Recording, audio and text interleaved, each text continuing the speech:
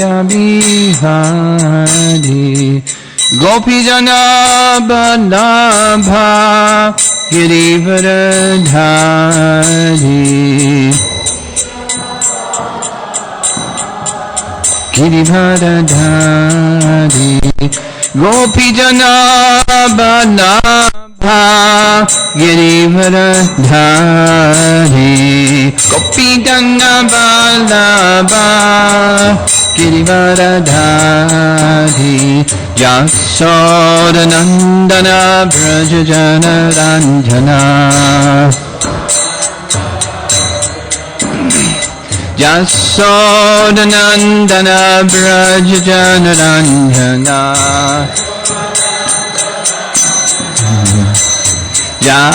Yamunatira Vanachari Jamunatira Vanachari Jaya Radha Madhava Kunja Bihari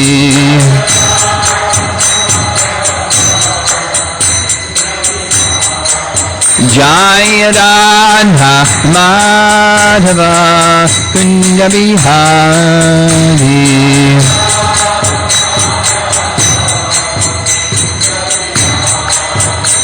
Gopijana Balabha Girivaradhari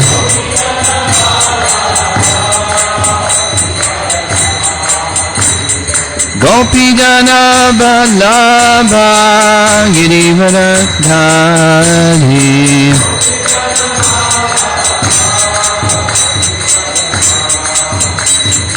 Jasodanandana Brajajana Ranjana Jasodanandana Brajajana Ranjana Jamunatira Vanachari Jamunatira Vanachari Jaya Radha Madhava Kunja Bihari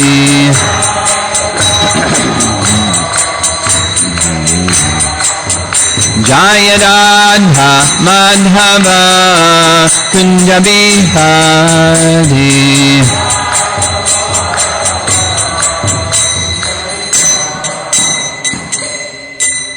Jai Om Vishnu Pad Paramahamsa Parivijagacharya Astatarasatasi Srimad Divine Grace A.C. Bhaktivedanta Swami Srila Prabhupada Ki Ananta Koti Vaishnavrinda Ki Grantharaj Srimad Bhagavatam Ki Samveda Bhakta Vrinda Ki Nitai Goptamanandi.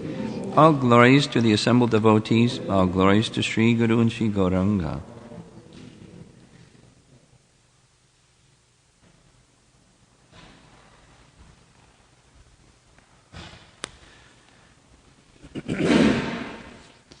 Om Namo Bhagavate Vasudevaya.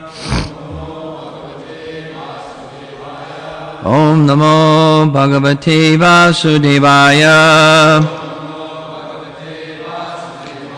Om Namo Bhagavate Vasudevaya.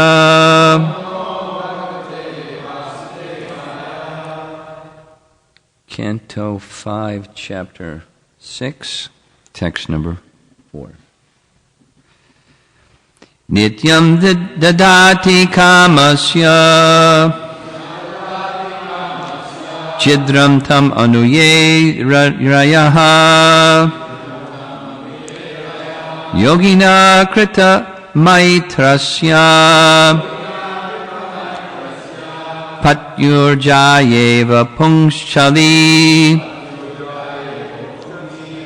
nityam dadati kamasya chidram tam anuye rayaha yogina krita maitrasya Patyurjayeva Pungshali.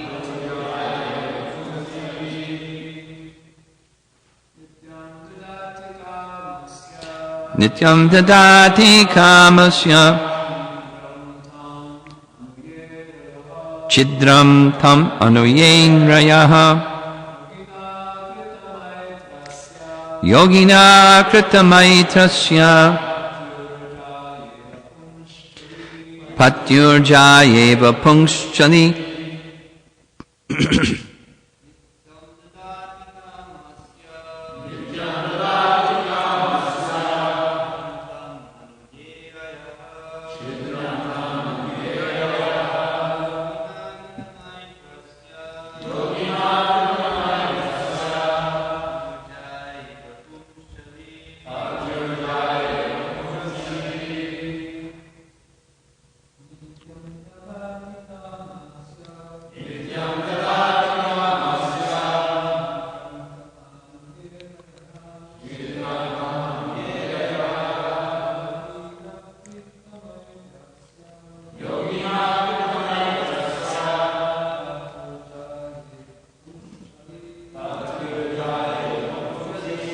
Ladies,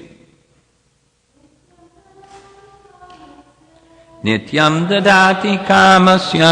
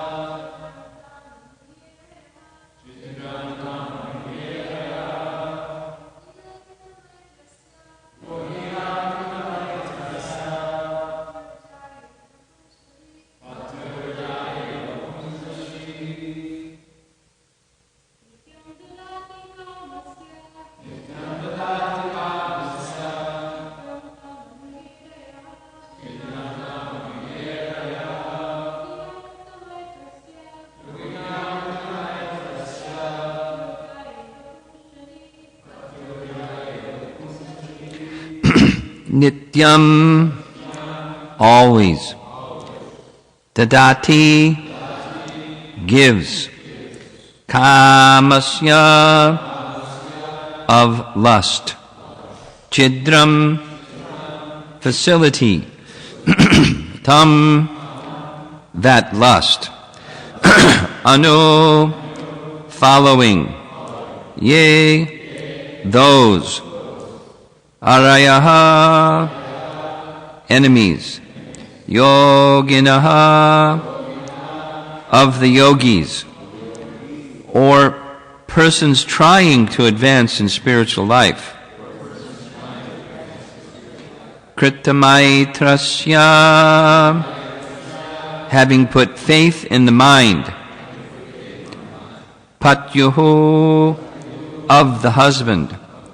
Jaya iva, like the wife. Pungshali, who is unchaste or easily carried away by other men. Translation: an unchaste woman is very easily carried away by paramours, and it sometimes happens that her husband is violently killed by her paramours. If the yogi gives his mind a chance and does not restrain it, his mind will give facility to enemies like lust, anger, and greed, and they will doubtlessly kill the yogi. Purport by Srila Prabhupada. In this verse, the word pungshali refers to a woman who is easily carried away by men. Such a woman is never to be trusted. Unfortunately, in the present age, women are never controlled according to the directions of the Shastras. Women are never to be given freedom. When a child, a woman must be strictly controlled by her father. When she is young, she must be strictly controlled by her husband. And when she is old, she must be controlled by her elderly sons. If she is given independence and allowed to mingle unrestrictedly with men, she will be spoiled. A spoiled woman, being manipulated by paramours, might even kill her husband. The example is given here because a yogi, desiring to get free from material conditions, must always keep his mind under control. Srila Bhaktisiddhanta Saraswati Thakur used to say that in the morning our first business should beat the mind with shoes 100 times. And before going to bed, to beat the mind 100 times with a broomstick. In this way, one's mind can be kept under control. An uncontrolled mind and an unchaste wife are the same. An unchaste wife can kill her husband at any time, and an uncontrolled mind, followed by lust, anger, greed, madness, envy, and illusion, can certainly kill the yogi. When the yogi is controlled by the mind, he falls down into the material condition. One should be very careful of the mind, just like a husband should be very careful of an unchaste wife.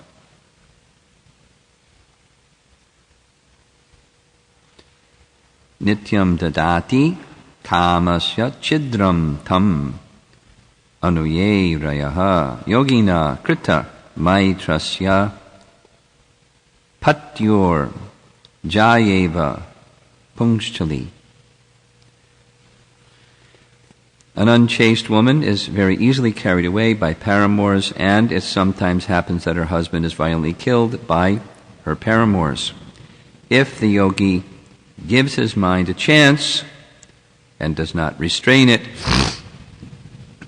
the mind will give facility to enemies like lust, anger, and greed, and they will doubtlessly kill the yogi. So the whole section, this chapter, and particularly the beginning parts of the chapter, because later Rishabdev is going to demonstrate to the group, to the yogi group, like the real yogi group, not the modern ones, detachment from the body and giving up his body like that in a fire, as we heard in the introduction section of the chapter. But this is by behavior and now through instruction. So, and prachar, the significance of not giving the mind license to go here and there. It's the carryover from the previous chapter was Rishabdev, as an expansion of Krishna, had love for Krishna, ecstatic love for Krishna. And in that ecstatic love Rishabdev was exhibiting, he was awarded, or he was benedicted with full mystic powers, which he didn't pay any attention to because his interest was ecstatic love for Krishna. So Maharaj Parikshit asked, why? He's fixed in devotion for Krishna. So contact with something like, mystic powers or objects of this world or opulences or anything like that, he's beyond being disturbed by those things because he's fixed in Krishna. So why did he not accept them and so forth? So now we're hearing why. He didn't need to avoid those things. He was teaching others who are attracted to those things. And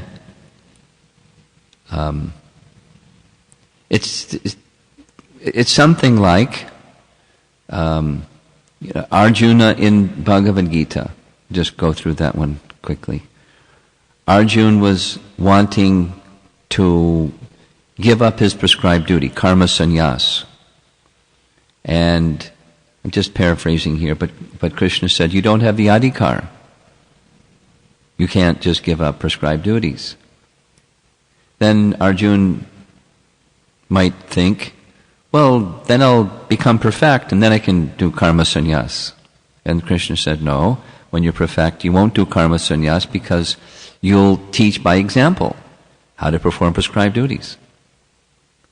Because Yajyaracharati Shreshtas, even great kings, Janaka and others, they set by example. They were perfect, but they set by example, perform prescribed duties. Krishna also performed prescribed duties very nicely. Because in Chaitanya Mahaprabhu and perfected souls, what to speak of the personality of Godhead, perfected souls perform prescribed duties. So he's teaching those that are not incarnations of God, when you're practicing yoga, how important it is to not be in pursuit of material facility, nor if it comes to utilize it for sense gratification or sense gratification, distraction from the principle of bhakti. This sense gratification, subtle or gross. So, in the yoga practice, not just the mechanical kind, but our kind also, the mind is very important. Certainly Prabhupada teaches this in his writings, and our experience also tells us where the mind goes is very important. Just take a simple example. Someone is performing arti, and their mind is in the gutter. Not good. So, and any other example you might want to think of. So, the function of the mind is very important to monitor. And there are various ways that is being described. And here is one of them. A comparison is made. The comparison is made to a pungschali. Pungschali is a woman who is very easily carried away by a man, or specifically in this case, a married woman who's carried away by another man other than her husband. And that's very dangerous. So one doesn't give that facility. A husband saying, sure, you want to go spend time with some other man? Fantastic. Just send me a text message. Tell me how it's going. No good. Whoa. No good. Confirmed.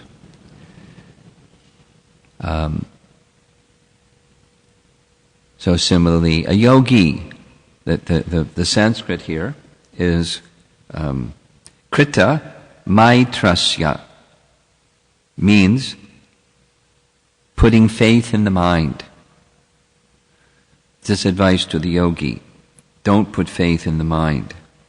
And by the way, Prabhupada has liberally translated yogi as those who are yogis, or those who are persons trying to advance in spiritual life. So that includes us trying to advance in spiritual life. Don't put trust in the mind. Because by so doing, the verse says, nityam, always, not sometimes, not the mind may give facility to enemies. Nityam, always dadati, it gives trouble, of enemies, or chidram, this first word in the second line, chidram, gives facility to enemies such as lust, kamasya, etc. So kam, krodh, lobh, you take your pick, what's your favorite one, and the mind will give facility to that, just by slackness of the mind. Say complacency. That's a common experience. You're doing your Krishna consciousness nicely. You start off like what's going on, and you gradually practice Krishna consciousness, and you're benefiting from Krishna consciousness. So the things that were initially there, Chatravidha bhajante mam jana sukratan Arjuna, the 4 types of pious people who take up devotional service, and each one of those 4 things, it gets better. The distress gets relieved, the economic difficulty gets relieved, curiosity is satisfied, knowledge is acquired. So now, what's my impetus? I'm comfortable. Complacency. That's what's being spoken of. When that complacency situation arises, then the mind is then nityam, always going to give facility to enemies, the translation here, like lust, etc. Greed, anger. So, if you're helping another devotee, or you're trying to help yourself, when anger or lust or greed or jealousy or something, some struggle in any one of those areas or all of those areas, the spiritual solution to the material problem is chant your japa nicely. That's oversimple, Maharaj. It's like, tell me what I'm supposed to do. Chant your japa nicely. Fix the mind upon the holy name. And then you'll see when you try to do that how flickering the mind is. So what do? Fix the mind on the holy name. Bring the mind to the holy name. And it goes here, and bring the mind to the holy name. And practice and practice and practice. Because later in the day, when you're dealing with duality, the different configurations of duality that are coming your direction, it's going to trigger whatever that space that the mind allows it to go into. Enemies, like, saying yes to an enemy. Invite an enemy into your room. Not good. Not good at all. And the enemy won't have the facility to come into the room if the mind is properly directed. So the word that's used is controlled, and Prabhupada is speaking what, in Western culture could make somebody really uncomfortable. Not only women, but men would sometimes, control the little girl, control your wife, and control your mother.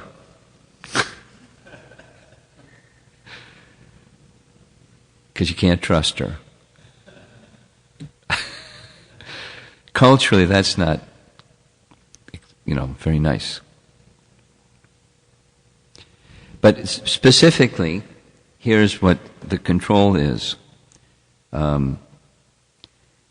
Unrestrictedly mingling with men. That's the control. That like the leash. That's not okay. It's like Ram Rekha, because we're going to be honoring Lord Ramachandra's appearance tomorrow. We'll mention this. Ram with his bow. Of course, this is... Does anybody know for sure? Is this not a Valmiki Ramayan and the other one, Ramayan, with the bow and the row, the circle, Ram Rekha? Does anybody know? Vaikuntapati, do you know? Ram Rekha? Is that in Valmiki Ramayan or the other one? You don't know. Krunanidhi, do you know? I'm asking an academic question. There are different versions of Ramayan. Tulsi Ramayan, my understanding is, it's Tulsi Ramayan that Ram draws the circle with his bow, and it's not in Valmiki Ramayan. Do you know if that's accurate, or you don't know? Huh? Is that in Valmiki Ramayan, or is it in Tulsi Ramayan? That's my question. Valmiki Ramayan. Can you research that during the day and let me know? I've had that question for a long time. So whichever Ramayan it's from, he draws a line.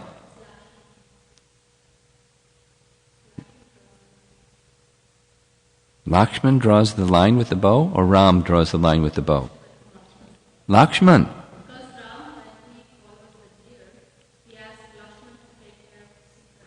But I thought before he went to take care of the deer, with Ram with his bow, makes a circle and says, Sita, don't go outside of this. Lakshman makes the line.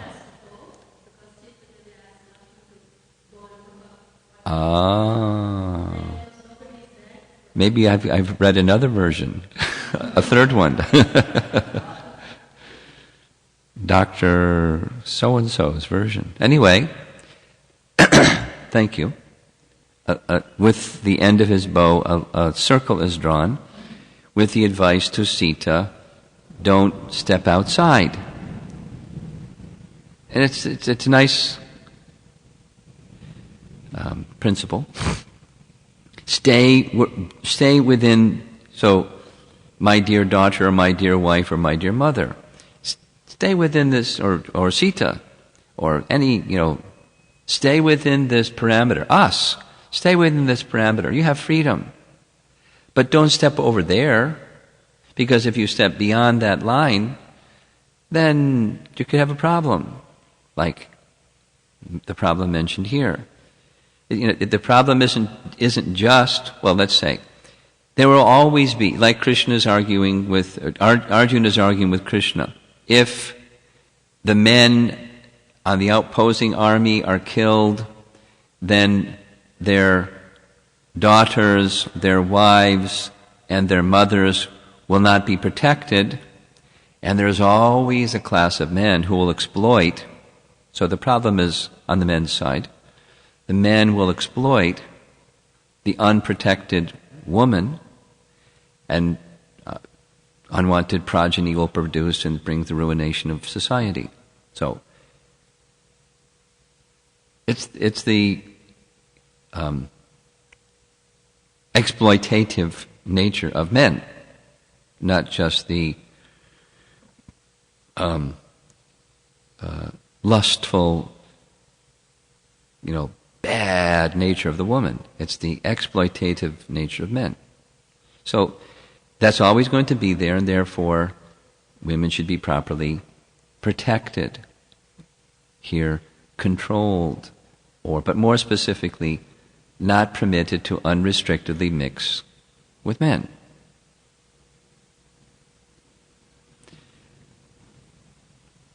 And then comes this, well, what about just saying Hari Bol Prabhu or something like that? That gets into this, without citing specific examples, I can tell you when he said Hari Bol Prabhu to her, she thought it meant something other than Hari Bol Prabhu. And, something started in her mind and, et cetera, et cetera. So, we don't want to be impersonal, and we don't want to be in this zone where the mind is unrestricted and Hari Bol Prabhu becomes something else. So, at least, the mind has to be controlled. That's Very important. Super, super important. The examples just in yesterday's verse, not just like, it's not an instruction for immature, new devotees. And when you become, no longer an immature devotee, you can freely mingle. Or, sannyasis are not supposed to, but grahastas, it's okay because you're grahasta, so you can freely mingle. Well, Lord Shiva was grahasta, and Sobri Muni was grahasta, and they're the previous verses that in the previous verse they're spoken of, and they had a problem. So it's not just ashram specific; it's principle. The free, unrestricted intermingling. So what's the appropriate intermingling? So one thing is like the external, and then like Prabhupada spoke, the external, at least for the brahmachari, his language is, please pass the salt. You're in the kitchen. Please pass the salt. And that's it, whatever. And if it's like, a brahmachari is trained to see other women as mother. So you may say to your mother something more than, please pass the salt. Some words of respect and appreciation and some, warmth that goes to mother, provided one is seeing mother and not seeing something else. It's a very important principle. Being the frame of the discussion is elevated yogis or persons trying to advance in spiritual life.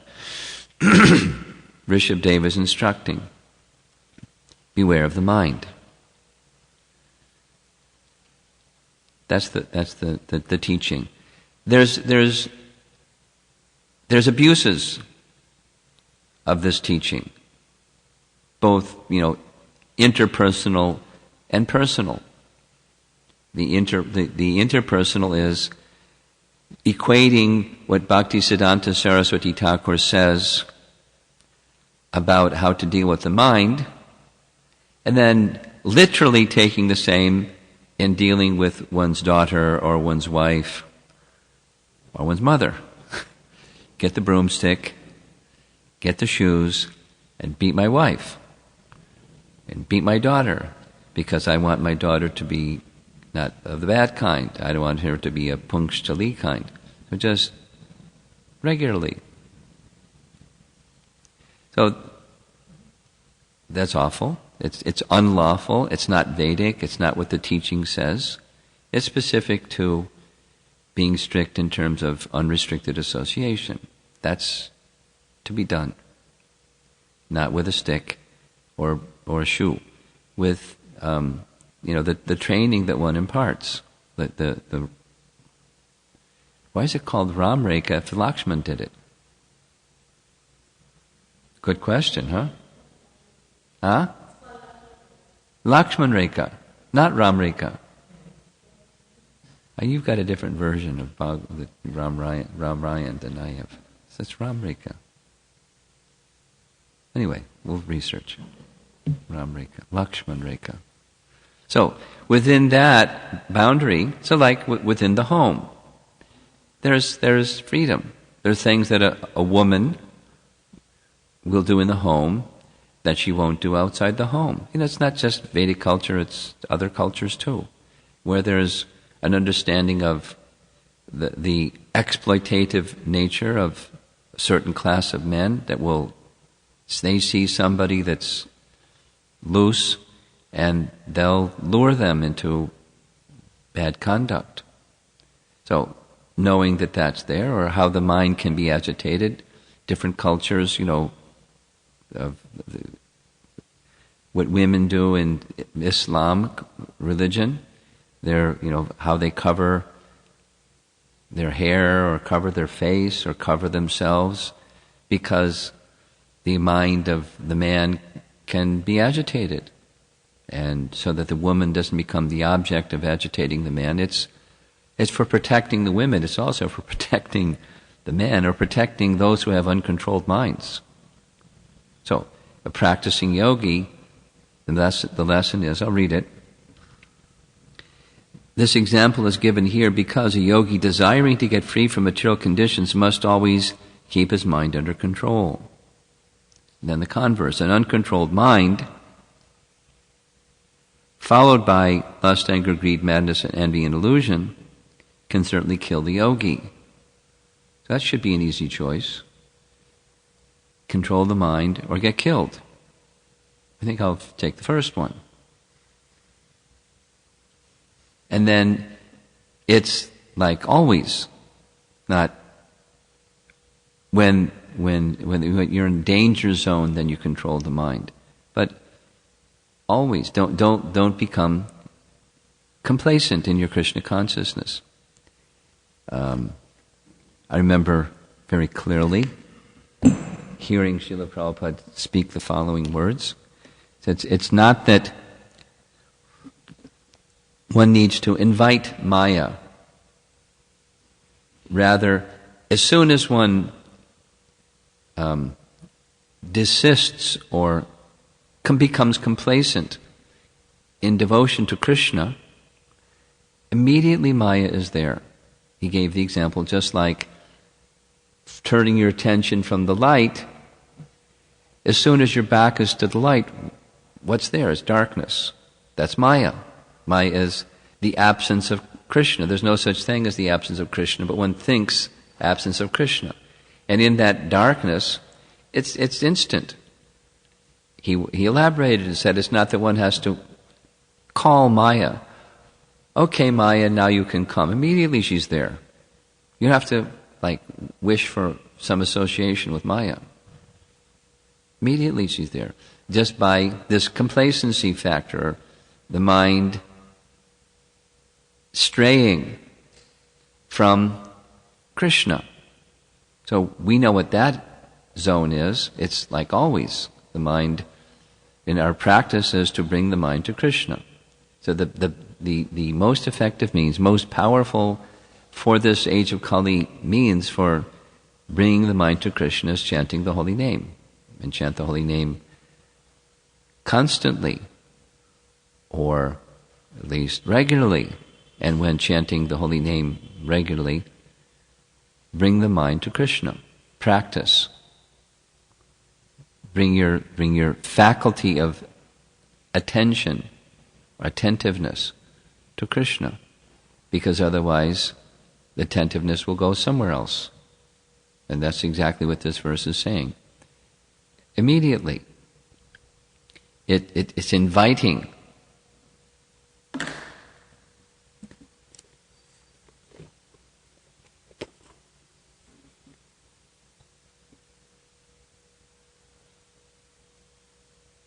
Yeah. Chidram, it gives facility to. Come on in. A little lust, a little greed, a little anger, a little illusion, a little madness. But it's never a little, it grows very quickly. So, that's the example that's being set by Rishabdev, specific to mystic powers, but in relation to the yogi who may be coveting mystic powers. But it applies to all types of bhakti, mukti, or siddhi. Objects of sense gratification, aspiration for liberation, some kind of power to do something extraordinary. Don't let your mind deviate from the mood of simply striving to please and serve Krishna nicely, or the mind will play havoc. Krita maitrasya. Investing trust and faith in my mind. So any discussion?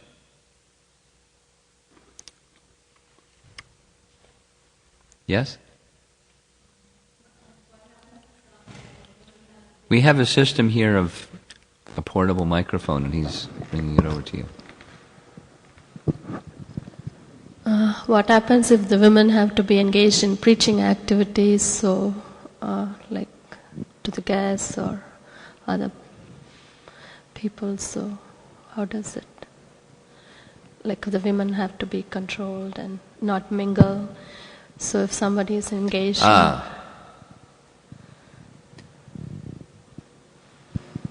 let me say back what I think you're asking. In preaching, we are obliged to some degree, lesser degree, greater degree, somewhere in between, we're obliged to associate with non-devotees and unwholesome people and people that do things that we would never consider doing. And does that fall in the category of unrestricted association that we shouldn't do because it's problematic? Is that your question? One of my godbrothers, named Radha Ballabha Prabhu, for years we associated together in the Brooklyn Temple. He was with then it was ISKCON Press, later became the BBT, and he became the production manager of the BBT. He was the one that had the weight of the responsibility to produce the 17 volumes of Chaitanya Charitamrita in 2 months or whatever it was, Radha Ballabha. And I remember a discussion with him on this point where our devotees, we had a policy, it was very nice, except for the pujari.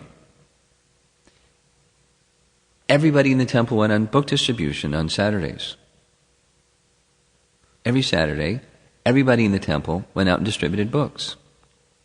The press, not just the temple brahmacharis. The temple emptied out. And it was pretty nice because we had 100 devotees in the temple.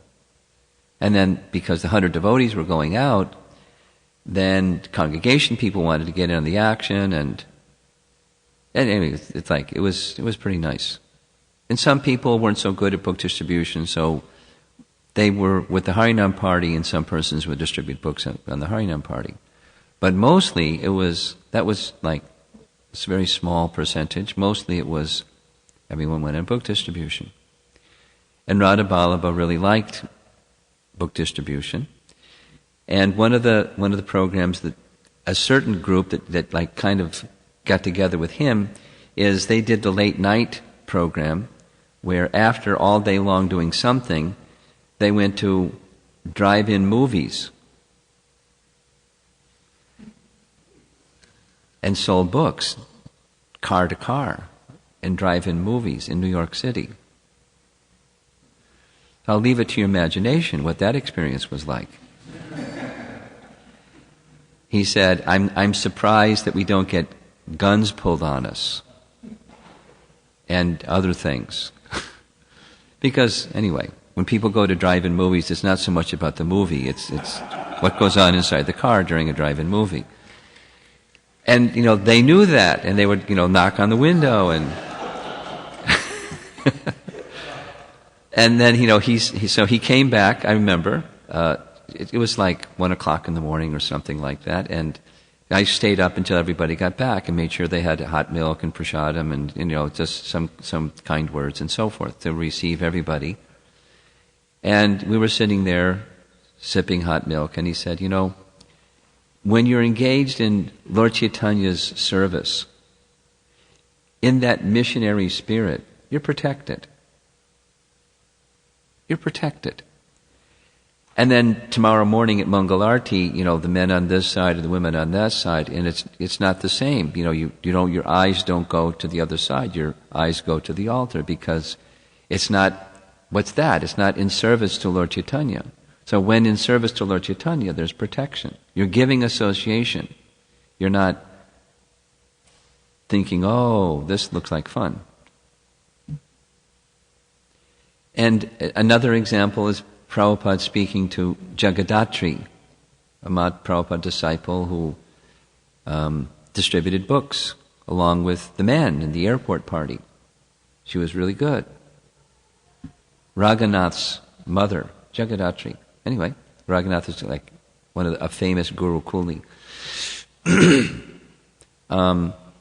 So she asked Prabhupada, you speak about, again and again, a woman should be chaste, and to go on Sankirtan, you have to, go and approach men, and sometimes men have a different idea than, I'd like to buy your book. So it's challenging for the woman.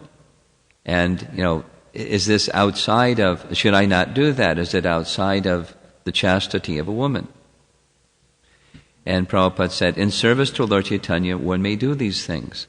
And then in the temple, your demeanor should be altogether different in the temple. Yeah, I can't remember for sure, but, a lamb at home and a lion in the chase kind of example. For service to Lord Chaitanya, it's perfectly appropriate in service to Lord Chaitanya. If the mind is absorbed in service to Lord Chaitanya, not like, oh, this is pretty cool, now I have a license to associate with men. I like Sankirtan. Not with that mentality, but with the mentality of serving Lord Chaitanya. Then that's protection. And Prabhupada specifically authorized like that. Or, men that, say, brahmacharis going into a home program, or a sannyasi going to visit somebody in their home, as the duty of a sannyasi is. Prabhupada's statement was, one should not enter into the home situation and think, wow, they have so many comforts, maybe I'm missing out on something. That should not be that's not the meditation of a sannyasi. So, in preaching, there's risk. But the risk has its much stronger counterbalance of protection through Lord Chaitanya's mercy. That was Radha Vallabha's point. Lord Chaitanya is so merciful. We can go into these situations and there's not a trace of a thought of something. I remember as a very new devotee, I think was one of the first things that we did on book distribution. During the day we went on Harinam at Boston Common, and then that very night we went to a rock concert. For a young Western person, rock concerts was sense gratification. And they were practically the first thing, go to a rock concert. And what do you do at a rock concert? Sense gratification. But it wasn't. It was presenting transcendental literature. And I remember feeling, wow, it wasn't even a thought of sense gratification. It's just, it was protection. I consciously felt we were being protected. There's the Harinam itself at the rock concert, but I like distributing books, so I was distributing books, and the Harinam was over here. And it was nice. The realization was a nice realization. You engage in Lord Chaitanya's mission, you're protected by Lord Chaitanya. Not only protected, you make advancement, purification of consciousness, and so on. But don't let the mind, this is the complacency thing, or let the mind wander. Don't do like that. Because you're inviting. The mind will then give facility to the wrong, the enemies of the person who is trying to make spiritual progress. So we don't stay away from preaching because there's risk. We are vigilant, knowing that there's risk, taking shelter of Lord Chaitanya's kindness and compassion. Very important. Very important. Our life in service to Lord Chaitanya that's something we must understand and stay very, very, very carefully protected. That's like, Lakshman Rekha or Ram Rekha. Inside. And not cross the line. Something else. Yes.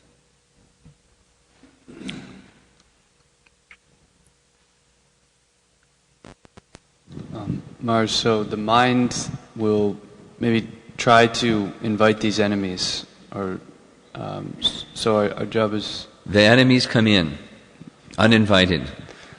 So one piece of instruction I got was neglect the mind. So if there's some... Neglect the mind is Bhaktisiddhanta's teaching. There's two options: the stick or neglect. Neglect is you don't place merit in the dictates of the mind. That's neglect the mind.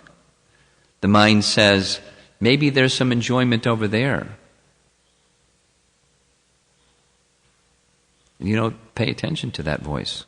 My question was that it keeps coming. You neglect, and so it's just a continuous process of because it just happens over and over, same thoughts. That's the blades of the fan example. The residual turning of the blades of the fan. Because of prior involvement in the material energy, the mind has a tendency to go there.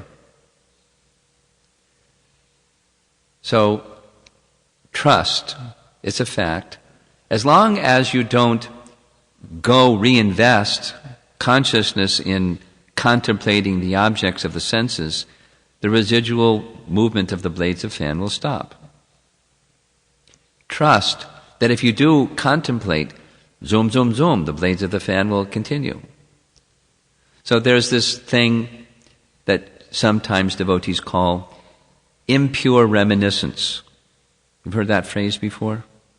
You've had the experience before. You're going along, Hare Krishna, and then here comes this thought of something from, back there. Like, where'd that come from? And it came from some contact in the past. And so it's either an abstract or it may be explicit, and maybe like graphic of something, some impure something that's back there. Now what do? One is you get the stick, or the other is you neglect. You give, if there's neglect, what that means is, it's like the verse from Bhagavad-Gita, Tangsta tikshva swabharata, matra sparshas tu kaunteya, that verse. If you tolerate duality, that means you don't invest energy, consciousness in, oh, look at that duality. Oh, look at that one. I like this one. I don't like... You just tolerate. That's neglect. But you have to invest consciousness somewhere instead of there. It's unspoken or implicit, but you must put it somewhere. So put it... So if the thought keeps coming back, just keep putting your consciousness in Krishna. Don't contemplate. Yeah, I remember that situation. Then you spit on it and things like that. So, just invest in Krishna, thought. This form, that form, the other form. It's like the Ajamila story. He saw this prostitute and Sudra going at it. And he continued to contemplate. He tried doing his nice Brahminical thing. He went back and chanted his mantras and did his pujas and, restrained his senses. But his mind continued to contemplate. And boom, boom, boom, boom. So that's the neglect. Don't let your mind continue to contemplate. Withdraw the mind from there and place it in Krishna, in purity. And the mind goes back and you just repeat. Bring the mind to Krishna. And you gradually, the residual movement of the blades of the fan will stop. Trust it. Himanshu? Hare Krishna Maharaj. You were explaining that by chanting attentively, and that is our foremost weapon. Yes. And my question is, brahmachari life in the temple, it's great. Great. But I agree with you. sometimes you don't get sufficient rest, the random services pop up, and we're not supposed to have the attitude of saying no to things. So generally we don't, say no to services if they come up. So what happens, my personal experience, my chanting gets a little neglected, and I think to myself, anyways, I was doing service all day, what's the big deal? I didn't chant nice rounds. And then it happens one day, and then the next day, and then the next day, and I don't take it too seriously because I think to myself, anyways, the service was coming and I did my service, and so I couldn't chant nicely, and what's the big deal? I was doing services all day. I'm wondering if that's the right attitude. No. Okay, so what to do? Chant nicely. That's the attitude. And do nice service. Both.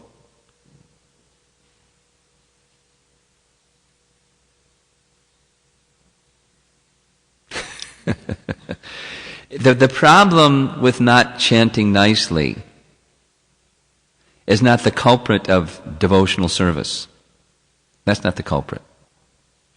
It's our flabby mind. The paucity of mind liking to go here and there. So it has nothing to do with, if you do your service, in fact, nicely, it will give strength to chanting nicely.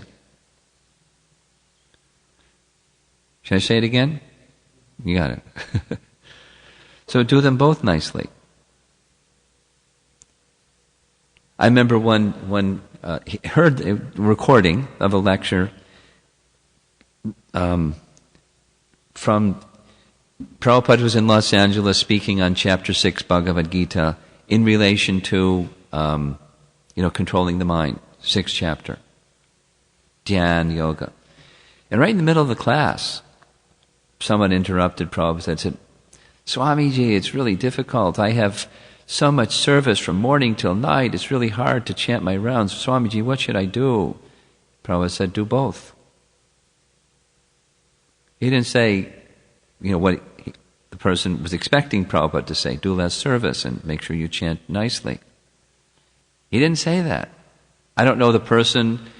It sounded like a, person that's kind of coming off drugs kind of a voice, that kind of a voice, slur kind of voice.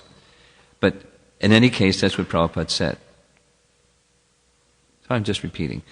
Do both. Don't so excessive that you can't be concentrated when chanting. Be concentrated when chanting. And when doing your service, do your service nicely and put the package together. One will help the other. Not some other idea. And it's a challenge. Okay, life is nice when you have challenges. Meet the challenges with Krishna consciousness.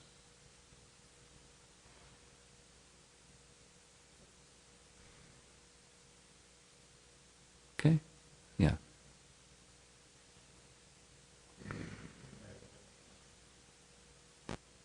Hare Krishna Maharaj. We often hear about you gave the example of the Muslim lady covering herself. Yes. Just as an example, we often hear about the activities of women and what they should do so they don't cause agitation to the mind of the man who have a nature of exploiting and so on. You were describing. Yeah. But we often don't hear the other side. Which is? With sometimes the activities of what men may do, which causes agitation to the side of women. And we've heard the criticism, or sometimes when talking to women about this issue, they find it a little bit there's an imbalance. Yeah. That we hear always about how the women are agitating the minds of the men, but what are the activities of the men, what they're doing purposely also sometimes to maybe agitate or attract the minds of women.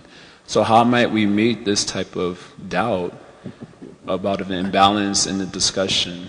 Well, there's a lot of different ways, but I'll keep it simple. Trying to recall the context of Prabhupada making the following comment. But, I can't. But something like he did a pause on the topic of men agitating women, women agitating men, and saying what the way that we should process those descriptions is the enjoyer, the Purusha, and the Prakriti. So as long as one is thinking oneself as the enjoyer or Purusha, then it's the female is Prakriti. But, it can work the other way around, where a woman who's thinking, I'm the enjoyer, that's the Purusha, and the object is the man, Prakriti. So it's it's the psychology of thinking oneself the enjoyer brings problems. And so the object is the Prakriti to be enjoyed by the Purusha. So in other words, we can just, go back to the example of women should not agitate the mind of a man.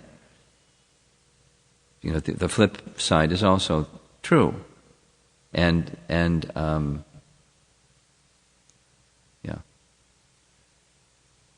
It's as much as it is the responsibility of women to not agitate the minds of men, it's the responsibility of men to not agitate the minds of women. And there are social behaviors that are appropriate for women that are not the same as for men. We're not enjoined to cover our head, although you sometimes do. But it's not, the injunctions are different, but the principles are, one should not act in such a way. Brahmacharis should not intentionally, certainly, and even, unintentionally act in such a way to agitate the minds of women. There is a social role that should be observed of, different things like leading the kirtan, for example, or things like that. There are things that men do, but we also now make arrangements that women can also sit together and they can play the musical instruments and lead kirtan. But it's in a social context that's with separation and with respect, not in your face. So anyway, you had something? Yeah.